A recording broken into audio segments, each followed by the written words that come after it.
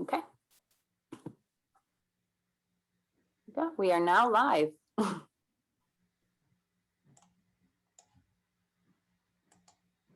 hello everyone. Hello, we're just waiting for everybody to come in today. Welcome, welcome.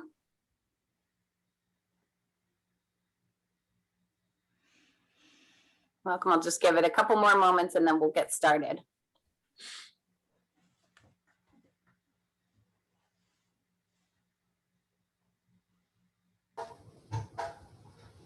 Okay, so let's get started. Good morning, good afternoon, and good evening, everyone. We're delighted to have people joining us from all around the world today.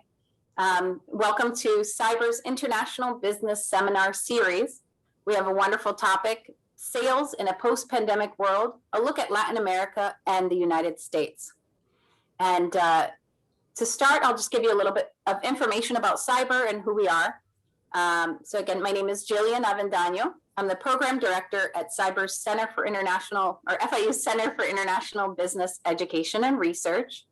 We are one of 15 cyber centers throughout the United States with support from a Title VI grant from the U.S. Department of Education. Our main objective is to promote U.S. competitiveness in international business, and we do so in a number of different ways that support our students, our faculty, and the community to really hone in on their skills in this dynamic field. We're happy to have you all here today, and thank you for joining. If you'd like to learn more about Cyber, you can visit us at cyber.fiu.edu, or you can find us on Instagram, Facebook, and Twitter at FIU Cyber. I'll add that to the chat. And I will go ahead and pass it along to my colleague, Marcos Santos, who will give you a little bit more information about our topic for today. Hi, everyone. My name is Marcos Santos, and I'm the student assistant here at FIU Cyber. So we're here today to hear from some wonderful panelists about what I consider to be one of today's most pressing topics, sales in a post-pandemic world, specifically with a focus on the Americas, so Canada, the US, and Latin America. So today our panelists will discuss some key questions and alternatives to enable sales from the point of view of training and education of the next generation of salespeople. So with that in mind, I'll now pass it back to Jillian. And I wanted just to say quickly, after each question that we have from our panel, you can go in and add your questions to the question and answer section or the chat box. And as we go along, we'll be answering as many of those questions as we can. And we're very lucky today because we have moderators who have many years in the field of business and sales, specifically in Latin America. And we're joined by Professor Rafael Soltero and Professor Nicolo Olaimo. And without further ado, I will pass the baton to them and they will introduce you to the panel as well. Thank you, Jillian. And I'm going to introduce myself first. My name is Rafael Soltero. I'm an associate teaching professor here at FIU. We are also co-directors, both Nicolo and I, of the Global Sales Program. I spent a significant amount of time of my career in Latin America, selling and building for a company that used to be big, which was Eastman Kodak Company, which went into bankruptcy, but now emerged. So it's kind of interesting the way that we went into transitions, and that's what we're going through right now. Our hope is that this is very informative for you, and I'll pass it down to Nicolo so he can introduce himself. Yes, good morning, everybody. Very happy to be here today and looking forward to this excellent panel. I am Nicolo Olaimo. I am also a teaching professor here at FIU, and with Rafael, we are the co-directors of the Global Sales Program for the university. I spent a considerable amount of time during my years in the corporate world with Hewlett-Packard in Latin America, then in the Americas, and lately worldwide as the Vice President of Sales Enablement for the software business with Hewlett-Packard. So that's me. Looking forward to a great panel session today, and I give it back to you, Rafael. So listen, we have a great panel of speakers that have agreed to be here. They have an amazing wide background of experiences. So rather than me going through all of this, I'm going to let them introduce themselves. So I'm going to start with Lucia. Good morning, Lucia. Good morning, Professor Soltero. Thank you so much for having me today. My name is Lucia Monroy. I'm a senior manager of direct channel sales for DHL Express.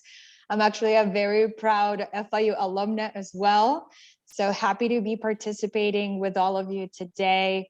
I've been with DHL for about 7 years now in pretty much every sales capacity you can think of.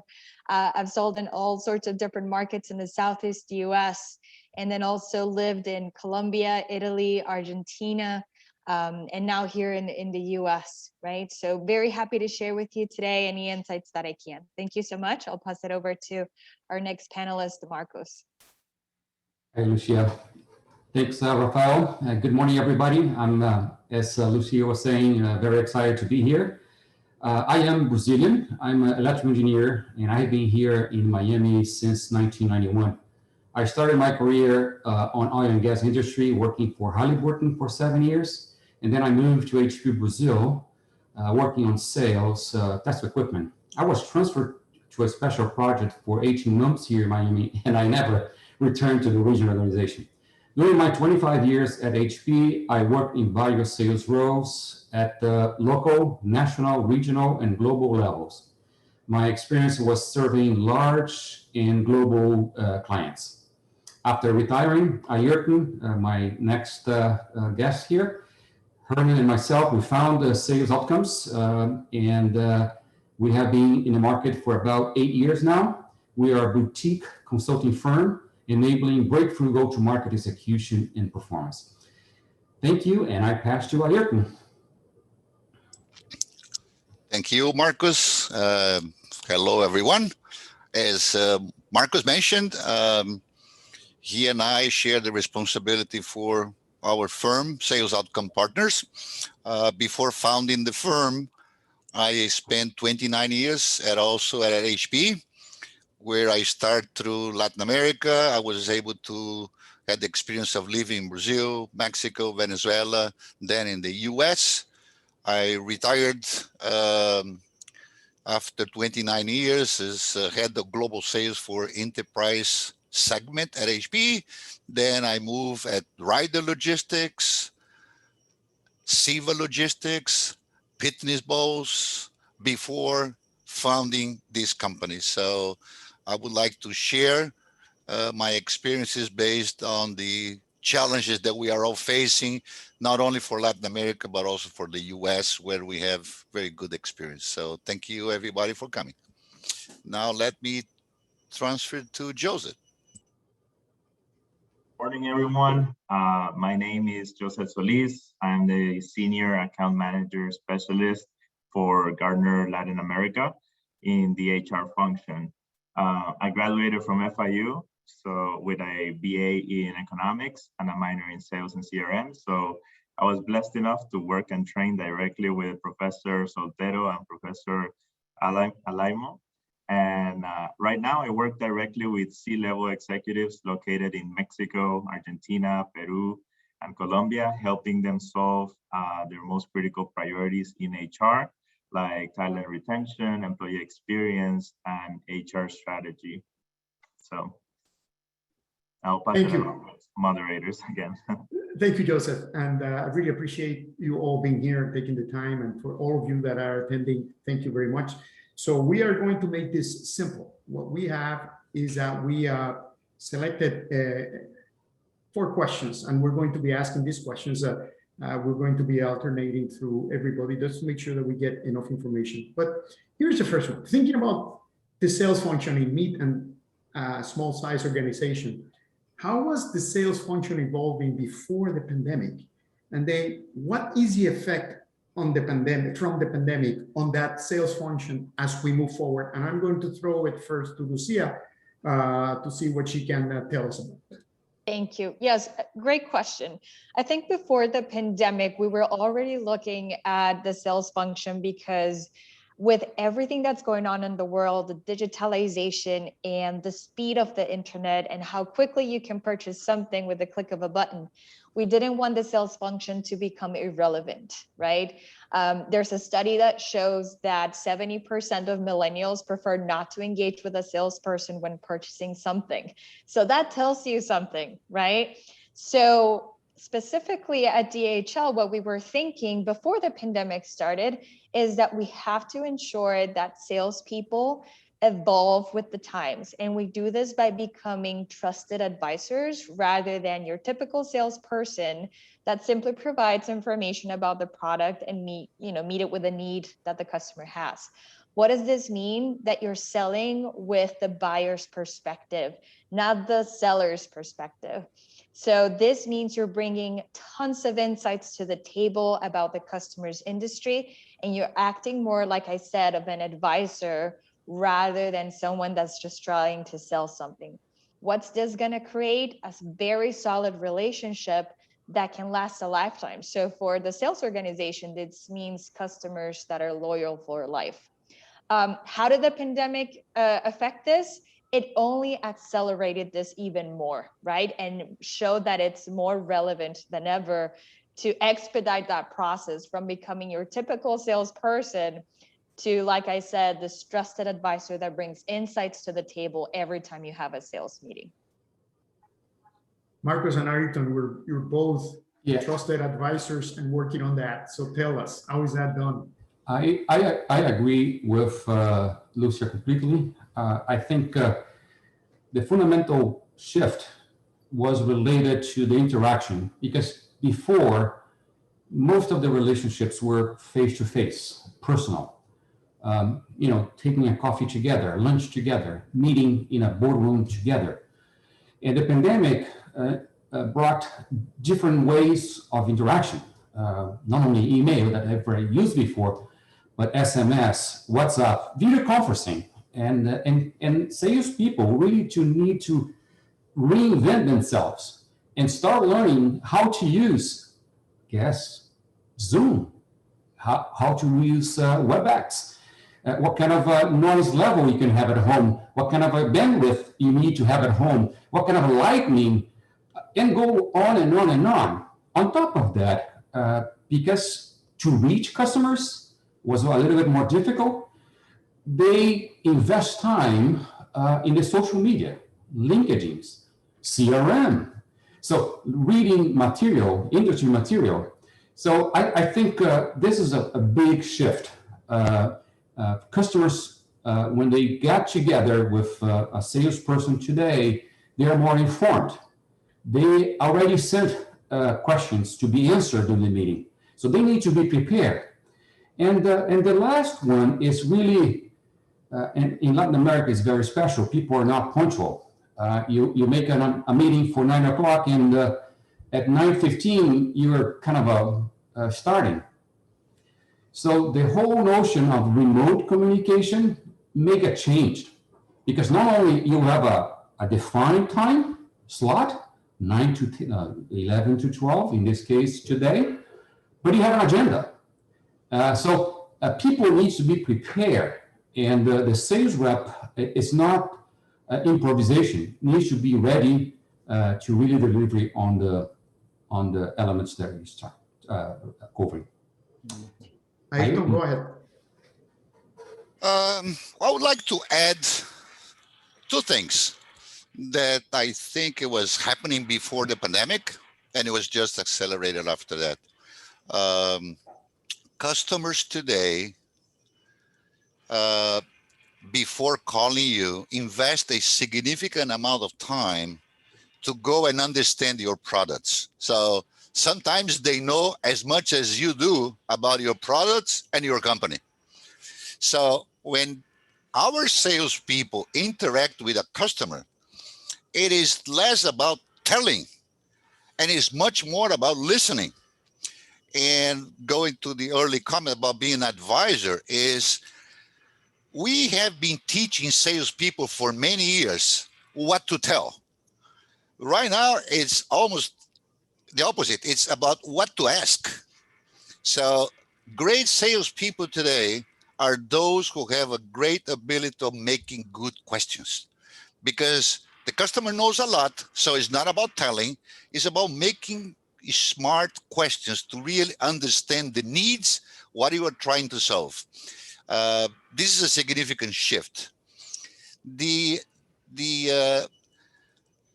associated impact from the pandemic, I think, is you are no longer in person with a client. So your ability to make smart question through a remote mechanism makes it more challenging, because you are not taking coffee together, you are not having lunch or breakfast like many interactions happen in Latin America.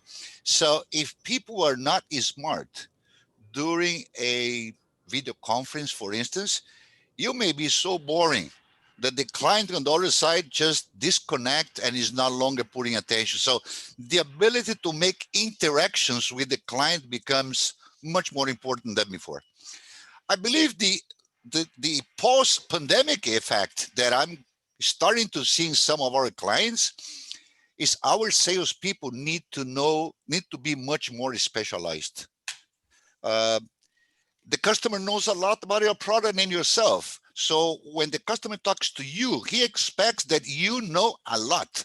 So you really need to be an expert. You cannot be a generalist that is not able to make questions or to answer good questions. So I think there will be a challenge after the pandemic that customers expect to interact with reps that are really knowledgeable about my problems and how you can solve them. So this is going to be a challenge for training and educating salespeople going forward, in my view. Thank you, Ayrton. Joseph, what do you have to add? I would say those are very good points covered. I would supplement what Marcos said on relationship building, because if we think about Latin America, we know, I mean, any of the panelists here and in the chat would know how important it is to build a relationship to make a sale in Latin America specifically, right? How relationship is so important, and how just relationship alone could facilitate or slow down your sales process. But now with the pandemic, I see a shift in even Latin America expecting you to deliver true palpable value, making sure that you can demonstrate value to make sure that that sale goes through. Like, it's not enough now just to like, hey, you're my friend, I like you, you know, I'll buy from you, but also, hey, look, this is the actual return on investment that you will get if you actually go for us, right? So that's a bit of the expectation I see changing. And then another thing that I think hasn't been mentioned yet is that post or the pandemic itself could have affected how our product is attractive, more attractive now, or maybe less attractive, and we need to shift, right? So for instance, Gartner, in a nutshell, sells expert advisory and gives you a view of what other companies around the world are doing to solve the issues that you're probably facing right now. And with the pandemic, that became extremely valuable, right? We were in unprecedented times. Companies know what to do, right? And they were like, what are other people doing with this? You know, are people keeping their employees? Are they letting them go? How are people, you know, facing this situation, right? So our product and our advisory became way more impactful, and we used it as leverage. So that's something to remember as well. There is a question in the chat that I'm going to kind of take. It says, Mark Vinitz, many large MNCs have eliminated their extensive sales trainings programs. What are your thoughts on the value of extensive sales training programs coming up? So I'm going to let somebody take a shot at that. Let's take a minute to discuss, and then we'll go from there. And we are imagining that with NMCs, the person asking refers to multinational companies. Exactly. Okay. I can Thank speak you. to that. DHL it's a multinational company, and it's actually disappointing to hear that, because with all the changes that are coming along, a very solid training program is more important than ever. DHL, for example, has focused heavily on making sure that every training program we had out there now has some sort of a virtual version of it.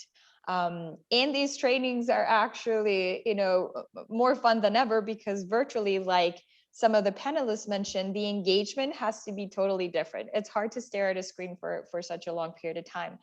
But with the pandemic, with the specialization that we mentioned before, and how we really need to become experts, training is more important than ever. If anything, it should be more robust, and there should be refreshers every 6 months, for example, just to keep up with the times. We live in a world that information is constantly changing, right? So the better prepared our salespeople are through very solid and robust training programs will determine the success of the sales force. Wonderful. Any other comments?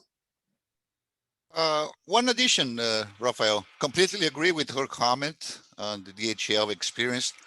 The clients that we have interfaced, they did not cancel the training. They basically did not have a virtual alternative to the classroom training that was very predominant before the pandemic.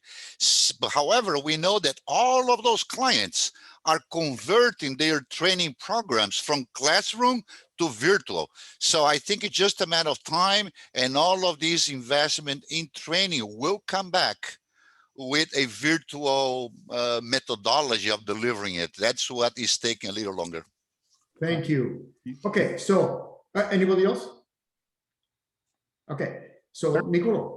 Definitely very, very interesting the discussion on question number one. And to the question, I do remember at some point when being challenged, about to eliminate trainings, right? Something to ask the people making the decisions is, what's the cost of not doing it, right? What's the cost of not training people? Something that people should keep in mind. But moving along, and this question, I would like to start with Joseph this time. Joseph, and then we will go with the rest of the panelists. How do you feel the pandemic has affected the way you and other colleagues of you are spending their time? And as you look into the future post-pandemic, how do you feel people will be spending their time? Salespeople, that is, and why do you feel that way? I believe, Nicolo, that the pandemic has affected salespeople in the sense that we are required, and how it has been mentioned before, to do more research. Now, it's no longer acceptable to have general knowledge about the prospect, or like, oh, I know where they are, I know what kind of product they sell, but really going in depth into our preparation and actually investing time into it. So that's about understanding the prospect's business situation and understanding how that shifted pre-pandemic to right now, especially in Latin America, because I would say that I have a lot of colleagues that work in the US territory, and at least here, we're fortunate to have made significant improvements regarding vaccines and pandemic management in general, and reopening. However, vaccination rates and all of the things that I just mentioned are far different in Latin America, and vary very much from country to country. This in turn has affected budgets and priorities, which change the perspective on what businesses value or what they consider important to buy right now. So I think that's important to consider. I would even say that the political issues in Latin America take a toll in how we spend our time. I remember at some point I was about to reach out to a lot of Colombian prospects, and there was, you guys will probably recall, there was like a political unrest in the streets and everything was going on. So you have to actually make some research before you make your first outreach, because then you're gonna look like you don't know anything about what's happening.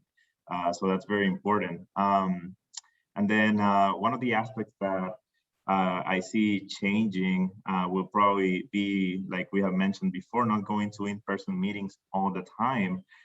For Latin American sales meant touring countries, basically, right? Having like 7 meetings in Argentina, in Buenos Aires, and then going to Lima, Peru for 7 days, and just trying to close as many contracts as possible.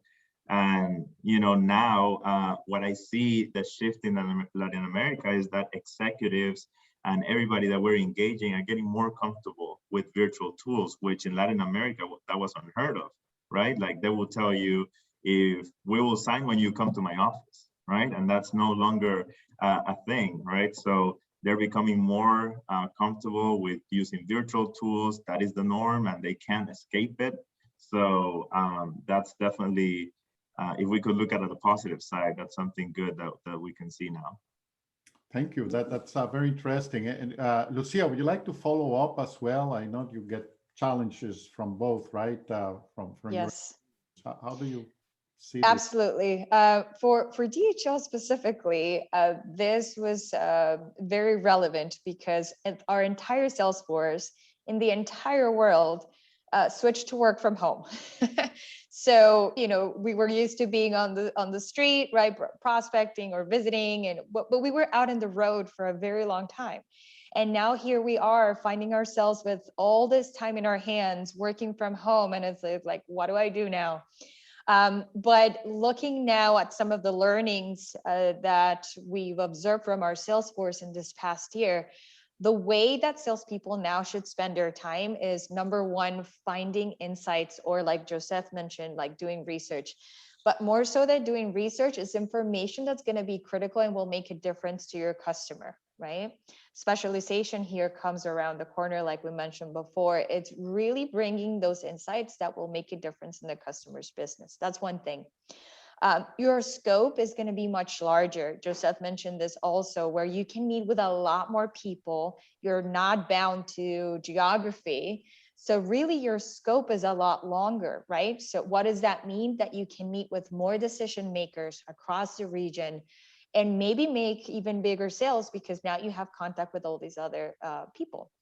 I think the third thing is build your online brand. As a salesperson, this is going to be very important, because what tells you that a customer that, let's say, researches a restaurant before they go and checks out the reviews, that they're not looking you up in LinkedIn, right? So it's very important that you build your online brand for that recognition. They can see that you are proficient, that you are good in your industry, and that you have some tenure and experience. So spend some time building your online brand. And then finally, I would say virtual prospecting. Prospecting virtually is totally different than prospecting on the road. So find some ways that are useful to you to find as many prospects as possible.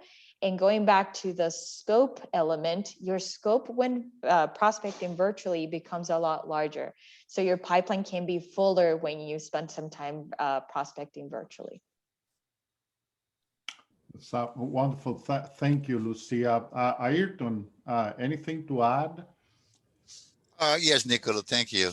So, because we have a large audience from multiple locations, I would like just to share the situation with most of Latin American countries, which are very different than the US. The US government during the pandemic provides significant amount of support, financing, unemployment benefits, special credits, etc. Most of those support did not happen in many Latin American countries. So companies have to pretty much deal themselves with the situation without much government support. So in a small and medium business, we did see more people being fired and reduction in employees did happen in the small companies just because they didn't have a way to cope with this. Because of this situation, we've seen a lot of our clients really focusing a lot on existing clients, because during this crisis, it was more important to retain a client and try to find growth opportunity with your existing clients. So it was almost like a survival strategy. So right now, as the pandemic is improving, I see people saying, okay, now let's go about getting new clients. And I think this is what we heard from the DHL comment. It will be very critical right now for salespeople to be very smart about identifying and qualifying new opportunities very well, because when you do remotely, you can reach to many more prospects, but it increases your need to qualify very well because you can spend a lot of time on things that will never materialize. So qualifying leads will become very important for you to actually get into new clients going forward. Wonderful. And Marco, any additional comments from your experience? Yes, I do. Thanks, Nicolo. I agree with the three panelists. I read a book a long time ago, The Power of Negative Thinking, from Bobby Knight. He's a Hall of Fame basketball coach. And he says one quotation: most people have the will to win, but few have the will to prepare to win. This is very powerful. Yeah. It's all about preparation. I mean, insights, as Lucia was saying, or qualification, as Ayrton was saying, end of the day is preparation. And if I can use a parallel to the sports, what differentiates LeBron James, Tom Brady, Cristiano Ronaldo, or Simone Biles? Tons of preparations. They prepare to the teeth to go to a game. And this is where the new wave, I would say, after the pandemic, with all the 18, 15, 12 months of preparations preparing at home, I expect a very successful opening. Wonderful, very interesting. A couple of things that I get from your all answers, right? Is preparation continues to be fundamental, either pre or post, but some things are changing, are changing, and to Lucia's point, social selling and preparation on how to sell in a virtual world has accelerated. One of the things that pandemics bring, or major catastrophes, unfortunately, is an acceleration on adapting to new things and to new technologies.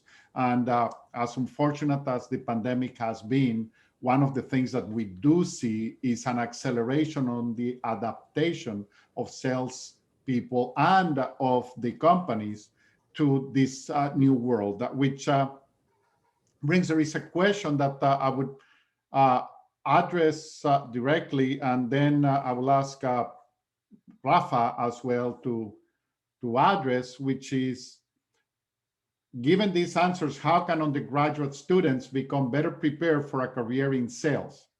What should we be teaching now versus the traditional approaches to pedagogy? So we have a couple of the panelists that have been FIU students. Joseph, a recent graduate, less than 2 years ago, right? And he did graduate with a certificate in sales and CRM from the Global Sales Program here at FIU.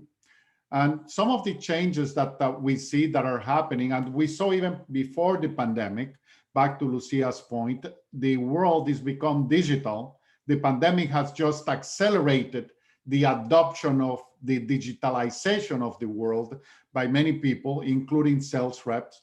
And one of the things that we have been including in our classes, starting with our sales fundamentals and moving to our advanced sales or sales management, is how do you cope in a digital world? What do you do on virtual selling? How do you prepare to understand the companies before you go visit the companies? And we feel that this is something that will stay and will even be accelerated given the way that the world keeps evolving. Okay, so Rafael, if you want to add anything and then move ahead with the next questions, it would be great. You're on mute, Rafael. So quickly, I think that the main thrust that I get from this question is preparation, and I think that that's what we try to do in our classes, which is, you can read about sales, you can really see a video about sales, but it's not until you really are doing it and you know what the process is to do it, and you really get engaged with the customer engagement. And that's where simulations and role plays come in, where you essentially go through the process so that you're better prepared. It's easier, I always tell this to my son, when you're playing a game, it's very easy to just say, okay, I crashed and I just reboot and I start all over again. It doesn't cost me any money. When you're in business and you lose a customer, it will cost you a lot of money. So the idea that it's better for us to start engaging and practicing, getting the students to engage and practice in the real world, that's what it means. So more simulations, more role playing and all that stuff. I think that that's what we need to do a lot more. And role playing doesn't necessarily mean face to face. It's also using the technologies that we have around. So with that, let me go to question number 3, which is related to something that I heard before, right? How has the value of specialized sales roles shifted after the pandemic? Is this specialization effective in an undefined marketplace from the point of view that many of these new markets are going to be changing? So with that, I'm going to start with Marcos. Would you like to take that first? Yes, thank you, Rafa. I think there will be more and more specialization. The process will be broken up in few parts, depending on what are you selling. One person focusing each part. For instance, lead generation and marketeers who produce leads. Project managers who research, who do sales, pre-sales activities. Account executives who discover work, presentations, deal closure. Account manager will implement what is being sold, but everything seamlessly. Sales will be further specialized. Role definition will increase because today it's very difficult to get, especially in a solution, to have one individual to be good to do research, to do prospecting, to be outreach, to do discovery, evaluation, demonstration, you name it. It's impossible. So as solutions are getting bigger and complex, we need to have breakdown by different professionals. And I want to use again a sports parallel. Every sports, if you take soccer, if you take basketball, or if you take American football, you have different positions: quarterback, running back, wide receiver, tight end, each with their own specialty, their roles of activities they need to run.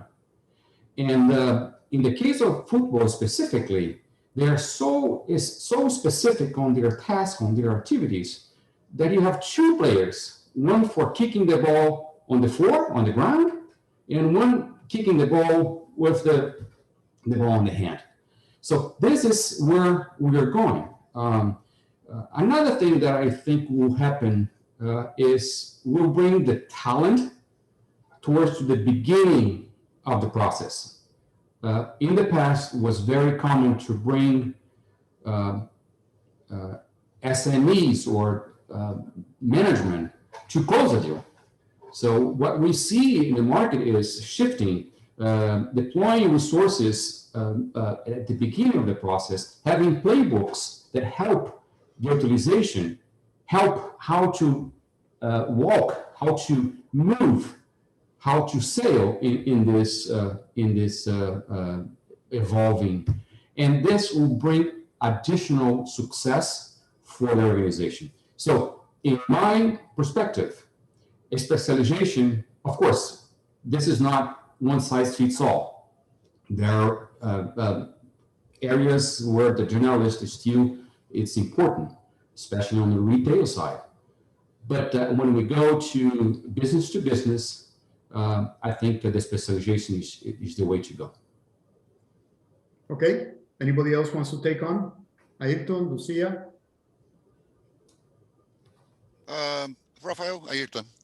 I think it's inevitable that specialization will increase. However, I would like to highlight some challenges that will come as a consequence of specialization. When you talk about B2B business, customers, particularly in Latin America, are still used to say, who is my rep? So they want a person that is like my account manager, that I always talk to the person. When companies need to deploy specialized sales roles, different people are going to reach out to that customer.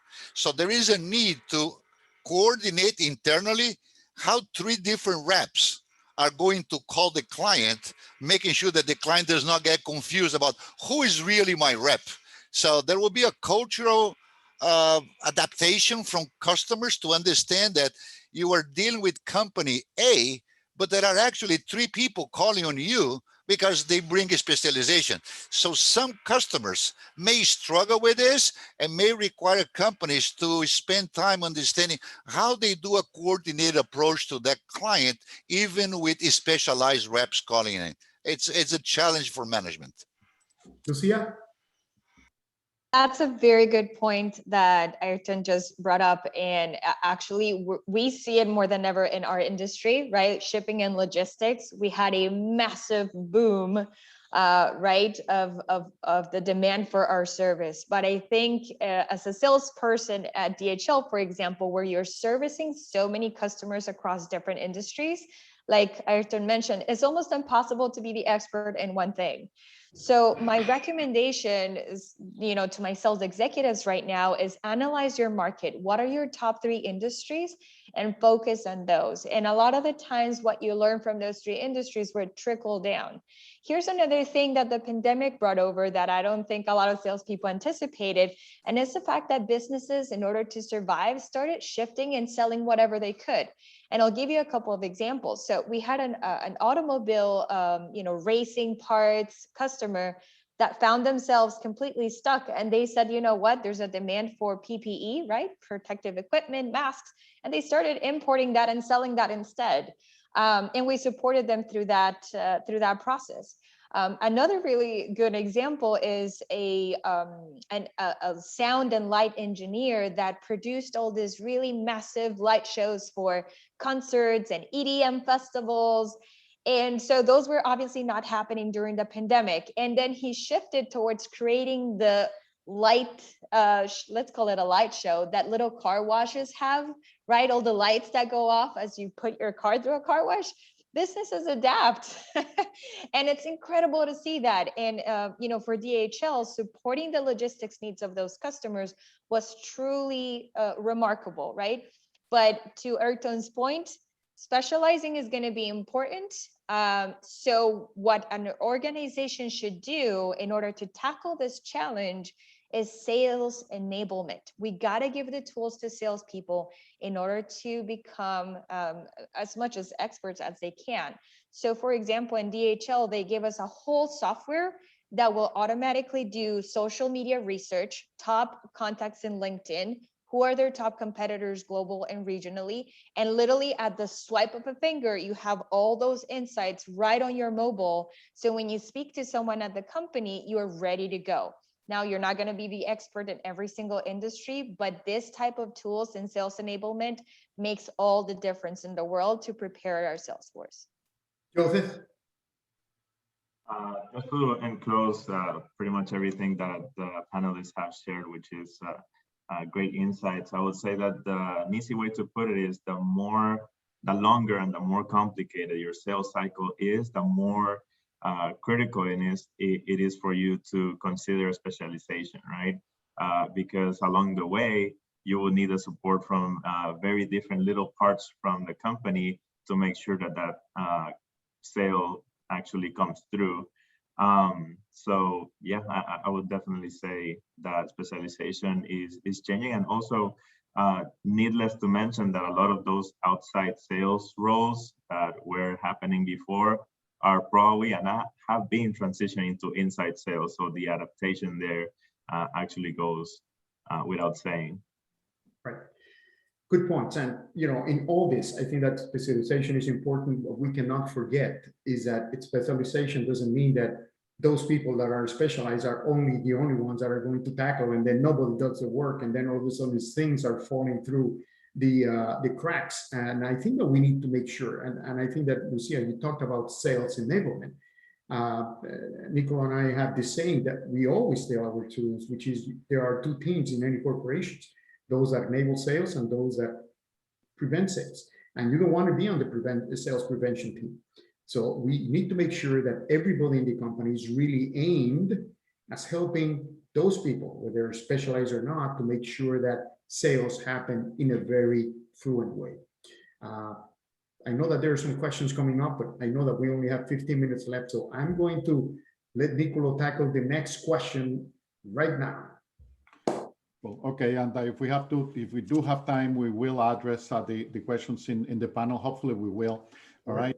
But, we are bringing so great interesting topics, right? We just talked about generalist versus specialist. We've talked about social selling. We've talked about the world digital conversion that is going on.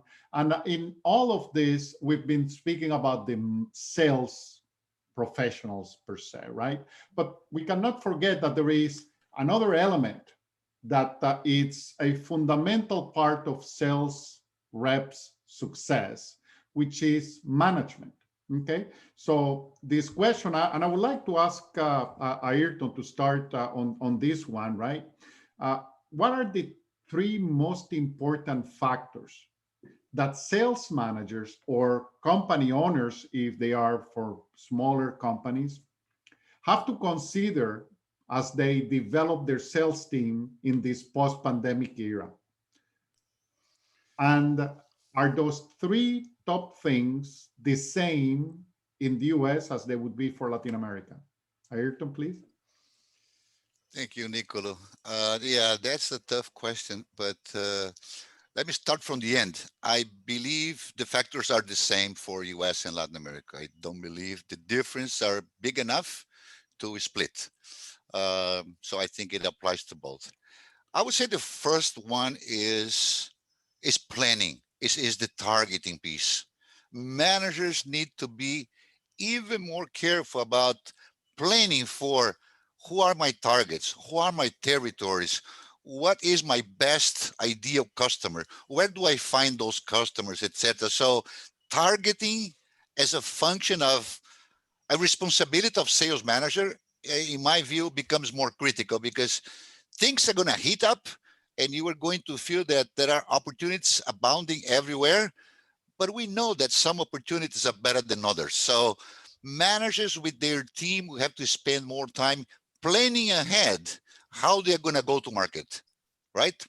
What are the best customers, where my product fits better, where I have a competitive advantage. So those things become more important as the pandemic is getting over, because I think there is a lot of demand that has been on hold, and all of this extra demand is going to come very fast, like the US is already experimenting. Latin America not yet, but will. So be prepared when customers just start buying and growing again. So planning, that important. I think the other one is organizing your sales force. Maybe the way you organize pre-pandemic is not the best way you organize today. So Joseph said, maybe the distribution between inside and outside sales reps, maybe there is a different mix right now. If you are doing more remote contact with clients, well, you need to reinforce the number of resources that does not face customers in person. So you need to make sure that you make those shifts. So how you organize becomes really, in my view, a critical aspect for managers. And the last one is revisit as a manager your critical indicators of success. So what are the metrics that you are going to look post-pandemic to make sure that your business is being run well? Is this the win rate of the deals? Is it the dollar amount that you want? Is that the percentage that you win? Is it the size of your pipeline?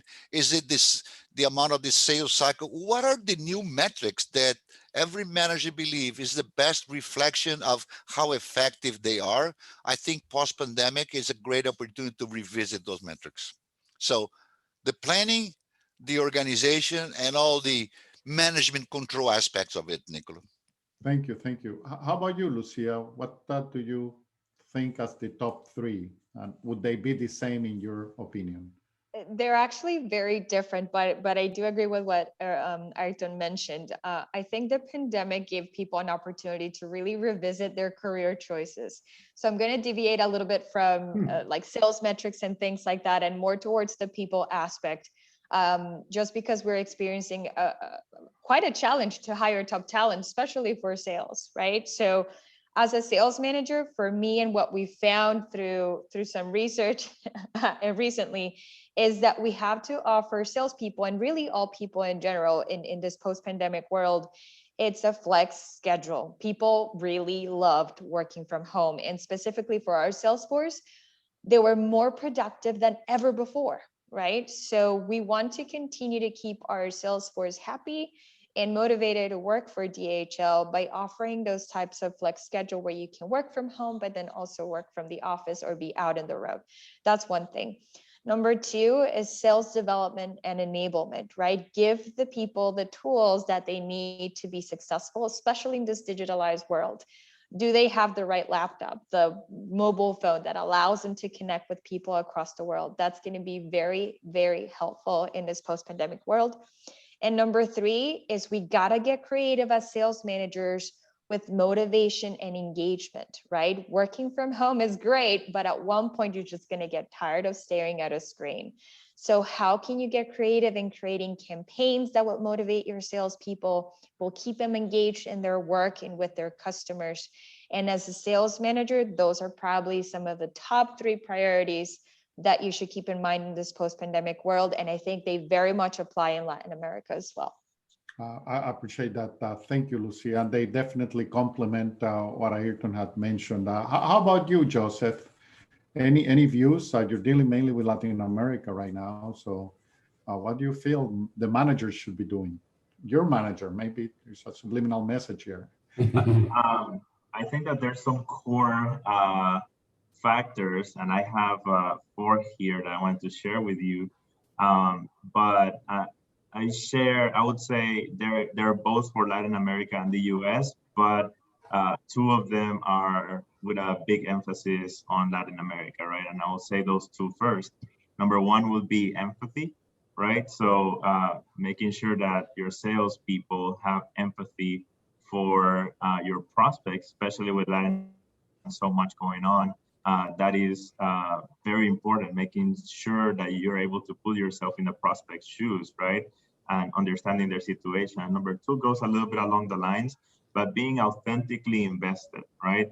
Learning how prospects are making money. How was their shift for the pandemic, right? How are their competitors doing? Showing that you really care, like if you work there, type of situation. And just showing that deep understanding of their necessities, business situation, and goals. So those are the 2 that I would put more emphasis on Latin America. And then we have consistency in the core principles. So, you know, just doing what actually works, doing what we have been trained to do and know how to do well, like consistently implementing those techniques, several touches to advance the sales process, constant pipeline growth, all that, never forgetting those core values. And then self-reflection, right? If something is not working, making sure that we can pivot and adapt, like other panelists have said. And also I would like to supplement on what Lucia mentioned, because those are very important aspects that we need to consider from the human side, not only for the business side of salespeople and our teams, and flexibility, engagement. And I just wanted to say that what Lucia is saying is actually supported by the research that we're doing at Gartner, and that it actually works. And offering that flexibility shows a significant amount of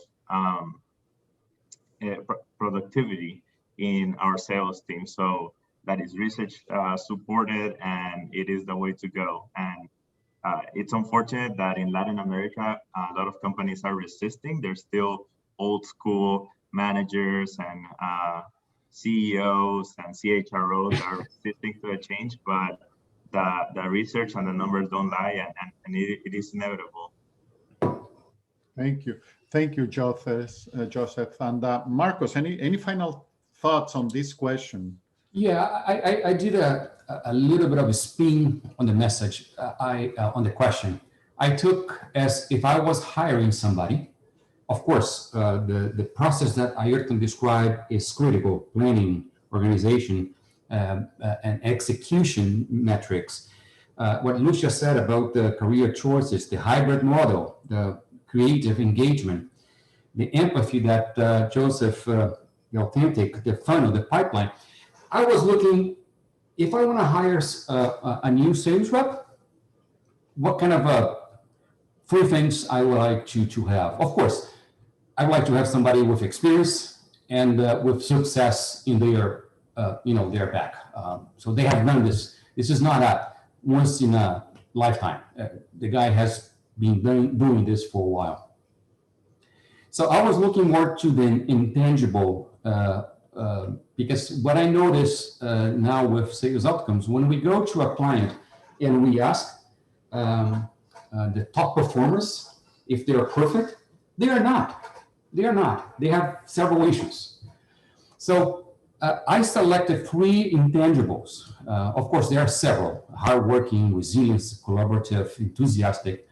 I select three. I select coachable, because the guy needs to listen, not only the management, but the peers, but needs to be coached.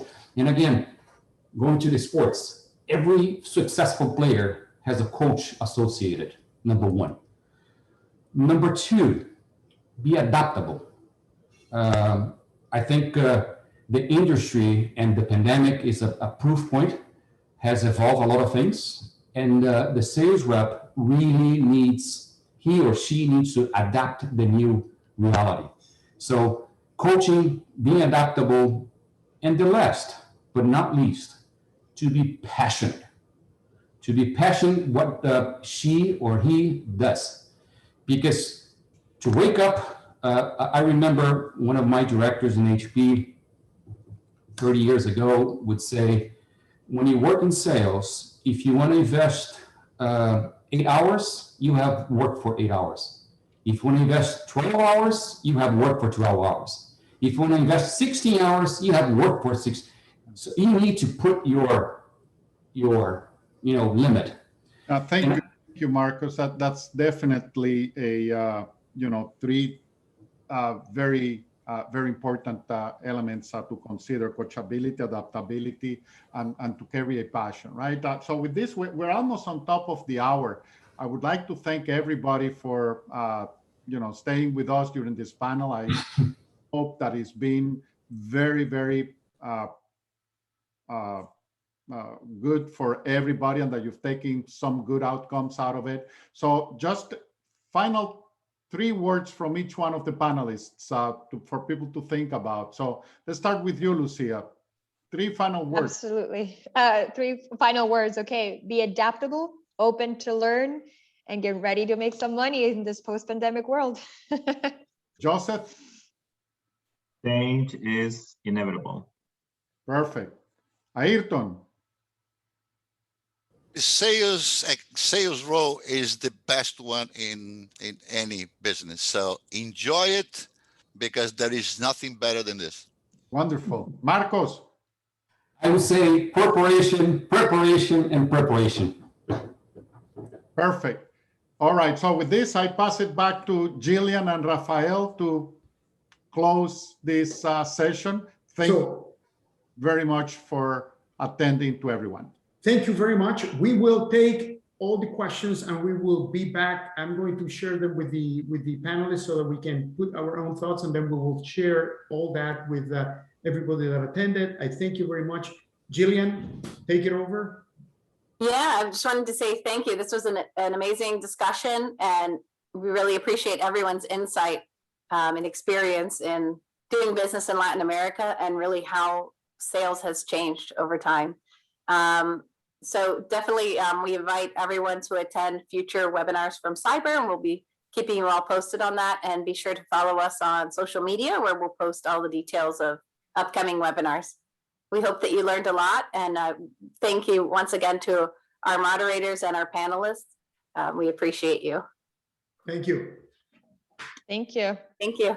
Thank you, everyone.